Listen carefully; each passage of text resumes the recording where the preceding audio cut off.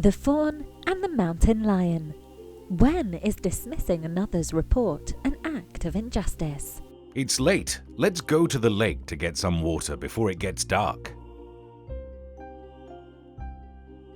Wow, I would love to gobble that up.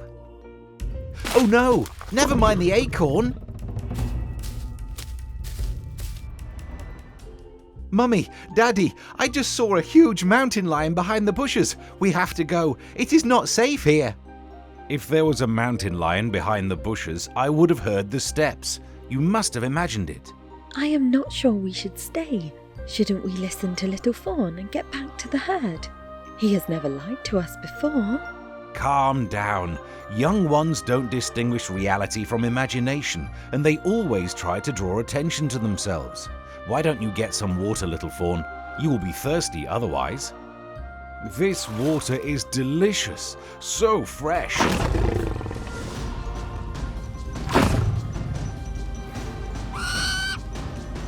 Are you okay? We sometimes dismiss a report when we don't trust the speaker due to some negative stereotype. But in dismissing what the speaker has to say, we pay a high price. We reject information that can be valuable to us. You are right, Wise Owl. In our herd, females and fawns are never listened to, but little Fawn recognises a mountain lion when he sees one.